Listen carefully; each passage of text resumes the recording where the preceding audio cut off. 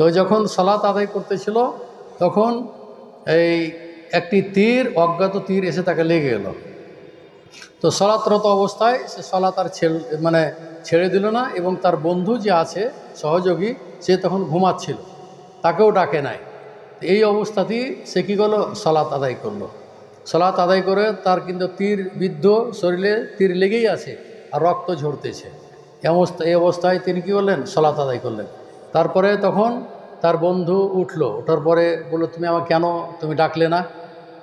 তো বলছে, আমি সালাত আদায় করতেছিলাম, এই জন্য আমি তোমাকে ডাকি নাই। এখান থেকে যেটা মাসলা ইস্তেমবাত হয় বা করা হয় সেটা হলো যে রক্ত প্রবাহিত হলেও উজু নষ্ট হয় না, সালাতও নষ্ট হয় না। অনেকেই বলে যে রক্ত বের হয়ে গেলে কি উজু নষ্ট হয়ে যায় বা সালাত নষ্ট হয়ে যায়। তো এটা হলো বড় প্রমাণ যে শরীরে রক্ত বের হয়, বা আরও যদি কিছু নির্গত হয় শরীর দিয়ে, আঘাত করলে যদি রক্ত বের হয়, তীরবিদ্ধ হলে যদি রক্ত বের হয়, তাহলে ওই অবস্থাতে সালাতও জায়েজ আছে। রক্ত প্রবাহিত হলে এটা নাওয়াকেজ উজু নয়, অর্থাৎ উজু ভঙ্গের এটি কারণ নয়। তো আমি যেটা বলতে চাচ্ছিলাম যে আল্লাহ রসুল সাল্লাল্লাহু আলাইহি সাল্লাম এই ধরনের এই লোক পাঠিয়েছিলেন এই শত্রুদের এই পদচিহ্ন নির্ণয় করার জন্য এবং তাদের গতি রোধ কী করার জন্য, জানার জন্য তিনি এভাবে সাহাবীদেরকে পাঠিয়েছেন। বহু যুদ্ধের এভাবে ঘটনা আছে। তো সরকারিভাবে যেটা গোয়েন্দা, সেটা কিন্তু শরীয়তে জায়েজ আছে।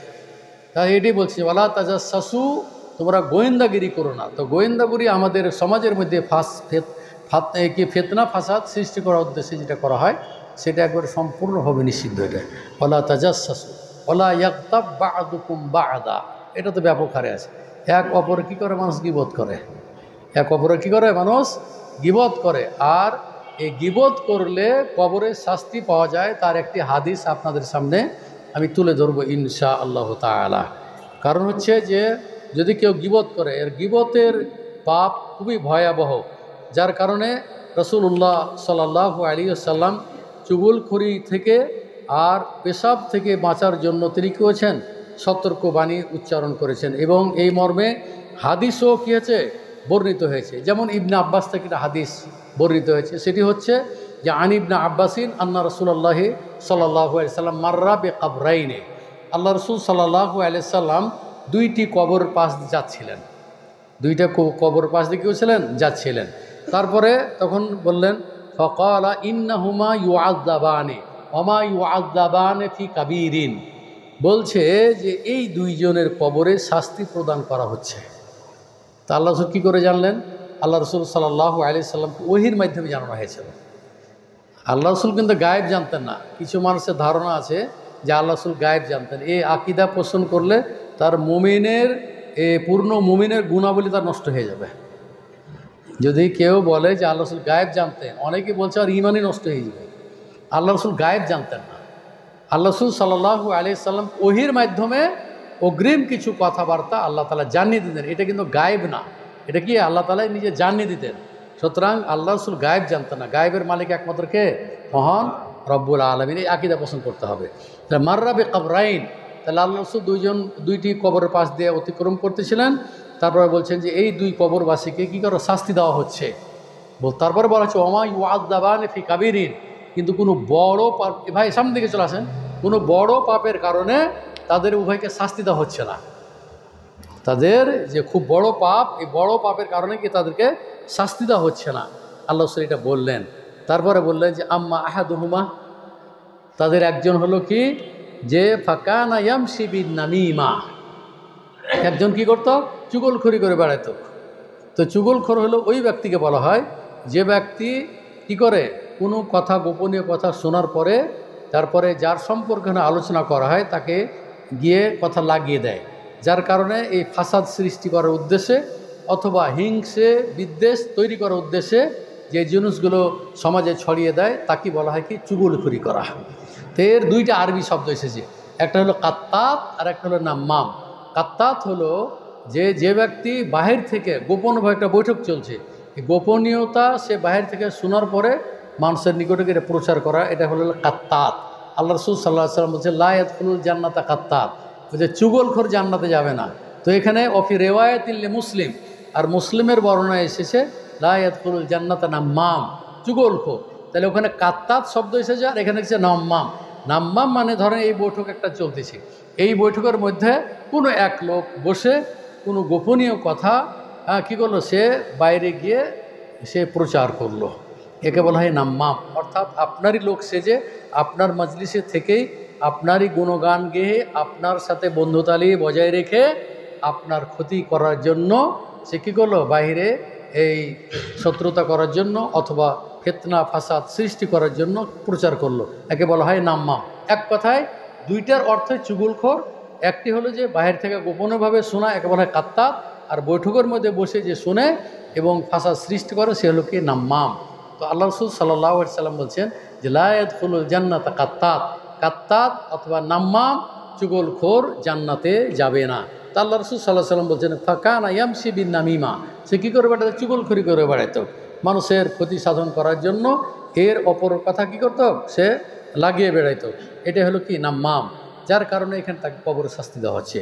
ও আম্মাল আখার ফাকানা লা ইয়াস্তাতিরু মিন বাউলিহি, লা ইয়াস্তানজিহু শব্দ এসেছে অন্য বর্ণায়, যে সে পেশাব থেকে বাঁচত না। তার মানে কি, পেশাব করার পরে সে পানি বা ঢিলা কুলুপ ব্যবহার করতো না।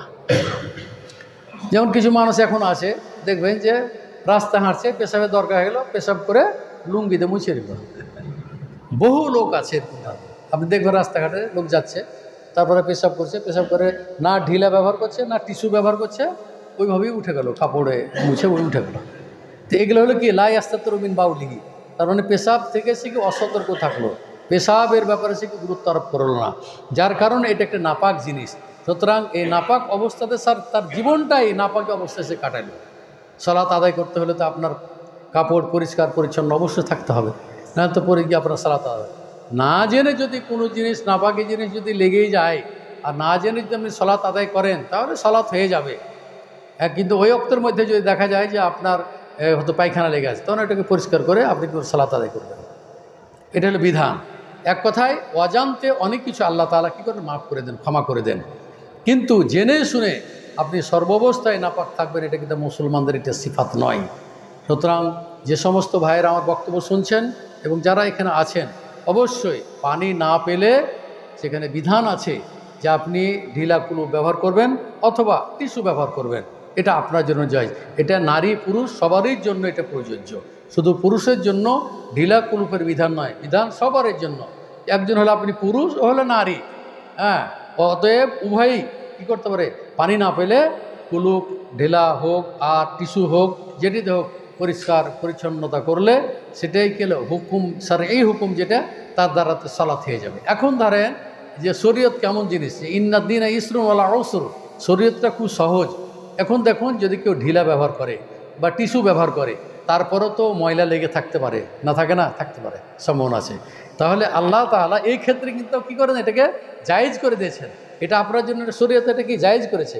এখন দেখা গেল যে আপনি এই নাপাক অবস্থায় হয়তো স্ত্রী সহবাসের কারণে হোক বা স্বপ্নদোষের মাধ্যমে হোক, যেভাবে হোক না আপনার নাপাকে হয়ে আপনি নাপাক। এখন এই নাপাক অবস্থায় না করতে পারবেন আপনি উজু, না পড়তে পারবেন আপনি গোসল, তাহলে আল্লাহ তাআলা দেখুন কত বড় মানে তিনি ক্ষমাশীল দয়ালু, সহজ করে দিয়েছেন। সহজ হলো কি যে আল্লাহ রাসূল সাল্লাল্লাহু আলাইহি ওয়াসাল্লাম বলছেন এমন এই ধরনের ক্ষেত্র যদি তৈরি হয় তাহলে খুবই সহজ জিনিস, সেটা হলো যে পানির কোনো প্রয়োজন নেই, সেখানে একটা ঢিলা বা মাটিতে এভাবে হাত মারবেন, বিসমিল্লাহ বলে, বিসমিল্লাহ বলে হাত মারলেন, তারপর ফোঁ দিলেন, তারপরে এই মুখমণ্ডল মাসা করলেন, আর এই দুই হাত কবজি পর্যন্ত, এই যে রুস্ক বলা হয়েছে এই পর্যন্ত, আপনার নাপাকিও দূর হয়ে গেল, উজুরও কাজ হয়ে গেল। তাহলে দিনটা কত সহজ দেখুন। আর অনেকে তায়াম্মুম করে কীভাবে, এই যেভাবে উজু করে এমনি করে নিয়ে আবার এই হাত পর্যন্ত করে এই করে, এগুলো কিন্তু তায়াম্মুম না। তায়াম্মুম জারবাতুন লিল ওয়াজহি ওয়াল কাফাইন, হ্যাঁ, তো কুলিও করে আবার, হ্যাঁ, যেমন মানুষ মারা গেলে যেমন কি করে ওই মুছ কাটে, তারপর অবাঞ্ছিত লোক পরিষ্কার করে, পেটে চাপ দিয়ে পায়খানা বের করে, হ্যাঁ, তারপরে মিশক করায়, ইত্যাদি ইত্যাদি করায়, এগুলো কিন্তু শরীয়তের বিধান না। শরীয়ত খুবই সহজ, এটা কঠিন নয়, কঠিনটা আমরাই করে দিয়েছি। আমি যেটা বলতে চাচ্ছিলাম, কথায় চলে আসছে, আমি যেটা বলতেছিলাম যে আল্লাহ রাসূল সাল্লাল্লাহু আলাইহি ওয়াসাল্লাম দেখুন এই যে বলল যে দ্বিতীয় ব্যক্তি কে ছিল, দ্বিতীয় ব্যক্তি লা ইয়াস্তাতিরু মিন বাউলিহি, সে কী করতো, পেশাব থেকে অসতর্ক থাকতো, পেশাব থেকে বেঁচে থাকতো না। তো আল্লাহ রাসূল সাল্লাল্লাহু আলাইহি ওয়াসাল্লাম করলেন কি, একটি খেজুর ডাল নিলেন, খেজুর ডাল নিয়ে বুঝে ফাঁসাক্কারে সাইন 2টা খণ্ড করলেন, পরে একটা কবরে একটাকে গাড়লে মানে এখানে পুঁতে দিলেন, আরেকটা কবরে পুঁতে দিলেন, দিয়ে বললেন যে আশা করছি যে আল্লাহ তাআলা এর মাধ্যমেই হয়তো তাদের কবরের শাস্তিটা কী করবেন, হালকা করে দেবেন। কবরের শাস্তিটা কী করবেন, হালকা করে দিবেন। তো এটা কিন্তু আল্লাহ রসুলের জন্য খাস ছিল, কারণ কবরের শাস্তি হচ্ছে কি না হচ্ছে কি একমাত্র আল্লাহ জানে। এবং আল্লাহ রসুল সাল্লাল্লাহু আলাইহি সাল্লামকে এটা ওহীর মাধ্যমে কী করা হয়েছে, জানিয়ে দেওয়া হয়েছে। অতএব এখন আমাদের সমাজে যে প্রথাটা চলছে, এগুলো কিন্তু এসব আকীদা পোষণ করা যাবে না, যে আপনি খেজুরের ডাল পুঁতলে ওখানে কবরের শাস্তি হালকা করা হবে, আল্লাহ রসুল কবরে ডাল পুঁতেছেন তাই আমরা পুঁতবো না, এ ধরনের বিধান শরঈ কোনো বিধান নেই। হ্যাঁ, প্রশ্ন উত্তরে কথা হবে ইনশাআল্লাহ। তো আমি যেটা বলতে চাচ্ছিলাম যে আমরা এগুলো করে থাকি। এখনও কিছু লোক আছে, যেমন ধরো যে মোনাজাতের ব্যাপারটা, কিছু বয়স্ক মানুষ আছে, আপনারা জানেন যে হানাফি আহলে হাদিস অধিকাংশই এখন মানুষেরা কি যে ফরজ সালাতের পরে সম্মিলিত মোনাজাত কি করেছে, এটাকে যে বিদআত, এটা কিন্তু সাব্যস্ত করেছে। হানাফির আগে একটা বই লিখেছে, পুটিয়া মাদ্রাসা, তারপরে যে আরও যেগুলো হানাফিদের বড় বড় মাদ্রাসা, তারপরে দুআ আল মুরাওয়াজা বাদা সালাতুল মাকতুবা বলে একটা বইও লিখেছে তারা। এই ফরজ সালাতের পরে সম্মিলিত মোনাজাত বিদআত বলে তারা আগেই বই লিখেছে, আহলে হাদিসের আগে। বরং আহলে হাদিসের মধ্যে কিছু গণ্ডগোল এখনও আছে, নাই আছে, কিছু এলাকাতে আছে।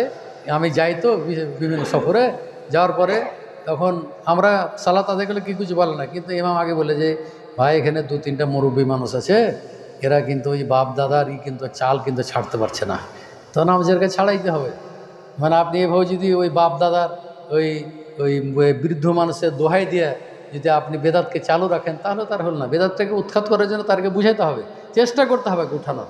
তো এইভাবে চেষ্টা করতে হবে। আমি যেটা বলতে চাচ্ছিলাম যে এখন মানুষ জেনে নিয়েছে যে সম্মিলিত মোনাজাত আপনার ফরজ সালাতের পরে হোক, আর এই জানাজাতে হোক, অথবা ঈদের মাঠে হোক, এগুলো এখন হানাফি আহলে হাদিস অধিকাংশই আলিমেরা এটা কি করেছে, এটাকে বিদআত বলে আখ্যায়িত করেছেন এবং বিভিন্ন বই লিখেছে। এবং বই লেখা কেন, কোরআন এবং হাদিস দিয়েও কী করেছে, তারা দলিল পেশ করেছে। সুতরাং আমরা যেটা করব সেটা হলো দলিলের ভিত্তিতে করব, দলিল ছাড়া আমরা কোনো কথা বলবো না। যেটা বলবো আমরা কোরআন এবং সহিহ সুন্নাহ মোতাবেক বলবো, এবং সেটার উপরে আমরা আমল করার চেষ্টা করব। আল্লাহ তাআলা যেন আমাদেরকে কোরআন এবং সহিহ সুন্নাহ মোতাবেক চলার জন্য তৌফিক দান করেন, আমিন। এরপরে যেটা হলো যে আমি যেটা বিষয়ে আলোচনা করতে চেয়েছিলাম, ধারণা। তো এই যে আল্লাহ তাআলা বলছেন ওয়ালা ইয়াগতাব বা'দুকুম বা'দান, তোমরা এক অপরের গীবত করিও না, পরনিন্দা করিও না। এবার হাম্মাজিম মাশাইম বিনামিম, সূরা নুনে পড়েছেন আপনারা, মানে যেটাকে আল কালাম বলা হয় বা নুন। এখানে বলছে পশ্চাতে যারা পরনিন্দা করে, যারা গীবত করে, তাদের জন্য কী রয়েছে, কঠিন শাস্তি রয়েছে। সুতরাং এগুলো থেকে আমাদের এই ধারণা করা থেকে আমাদের কী করতে হবে, বেঁচে থাকার চেষ্টা করতে হবে। সূরা নুনের এটা 11 নম্বর আয়াত। আমি যেটা বলতে চাচ্ছিলাম যে বিষয়ের সাথে যে আয়াত যেটা আমি বলেছি, সেটা হলো যে অনুমান করে, মানে অধিকাংশ মানুষ অনুমানের ভিত্তিতে চলে।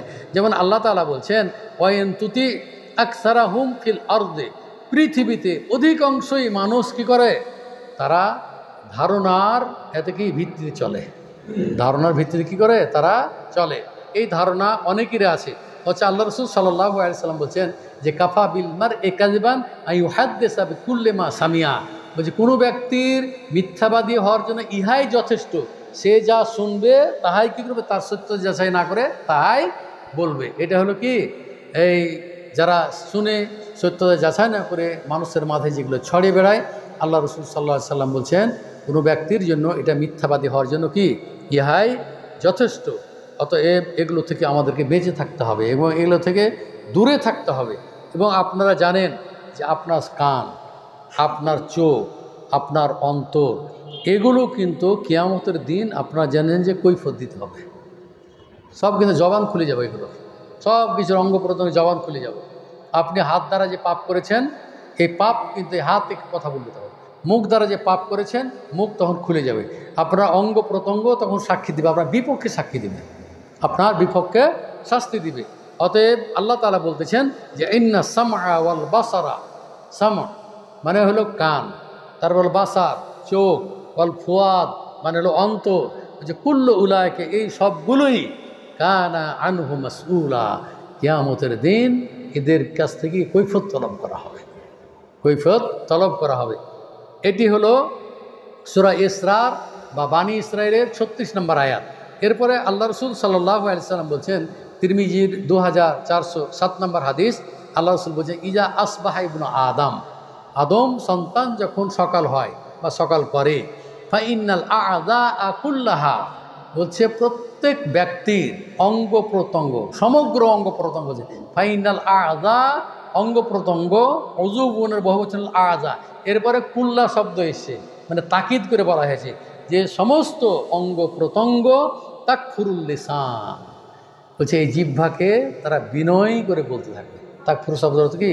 হ্যাঁ, বিনয় করে কি করা বলবে, বলবে কি ইত্তাকিল্লাহ, তাকুল ইত্তাকিল্লাহ, বলবে যে আল্লাহকে ভয় করো। কাকে বলবে? জিহ্বাকে বলবে। কারণ মানুষের ওই দুইটা জিনিস মূল, যে হলো ধ্বংসের মূল কারণ, একটা হলো জিহ্বা আর মানুষের গুপ্ত অঙ্গ। এই ব্যাপারে এসেছে যে এই দুই জিনিস হইতে কী হয়, মানুষের পাপের মূল আখড়া হলো দুইটি। কারণ এই ভাষা দিয়ে আপনি আল্লাহর কিছু আয়াত আপনি স্বীকার করলেন, কিছু অস্বীকার করলেন। আপনি কি করলেন? ওই কোরআন মানলেন, আপনি হাদিস মানলেন না, তাহলে এই জিহ্বাতেই আপনার, তাহলে একটা এই জিহ্বার কারণে আপনি মুসলিম হইতে পারেন, আপনি কাফের হইতে পারেন। এই জিহ্বার কারণে আপনি সরকারের বিরুদ্ধে একটা কথা বললেন, এমন কথা বললেন যে আপনাকে এখনই অ্যারেস্ট করে নিয়ে যে আপনাকে ফাঁসি দিল। তাহলে এই যে জিহ্বাটা হচ্ছে কি, এই যে পাপের একটা বা ধ্বংসের হলো কি মূল কারণ। যেমন আবু বকর রাদিয়াল্লাহু তাআলা আনহু, তার কতক ওই যারা দাস ছিল তাদেরকে তিনি একদিন ভৎসনা করেছিলেন। ভৎসনা করার পরে আল্লাহ রাসূল সাল্লাল্লাহু আলাইহি সাল্লাম বলছেন যে, কসম করে বলছেন যে কাল্লা রব্বিল কাবা, হ্যাঁ, যে লাগানিন ও সিদ্দিকিন লা ইয়াস্তামিউ লাগানিন ও সিদ্দিকিন, বলা হচ্ছে যে সত্যবাদী আর অভিসম্পাদকারী এই দুইটি জিনিস কি একত্রিত হতে পারে না, মানে সত্যবাদী এক জিনিস আর অভিশপ করা হলে আর এক জিনিস। তা আবু বকর রাদিয়াল্লাহু তাআলা এই কথা শোনার পরে তিনি মর্মাহত হয়ে তখন তার জিহ্বা ধরে টানছেন একদিন। এই যে জিহ্বার কথা আসলো না, জিহ্বা ধরে টানছেন। তখন উমর রাদিয়াল্লাহু তাআলা আনহু বলছে, মাহালান ইয়া আবু বকর, যে আবু বকর কি থামো, কি ব্যাপার, তুমি এই জিহ্বাকে টানতেছো কেন? তখন বলছে ফাইন্না হাযা আওরাদানিল মাওয়ারিদ, বলছে এই জিহ্বাতে আমাকে ধ্বংসের দিকে নিয়ে যাচ্ছে, ধ্বংসের দিকে নিয়ে যাচ্ছে। তো এখানে দেখুন, এই জিহ্বাটা হলো পাপের মূল উৎস।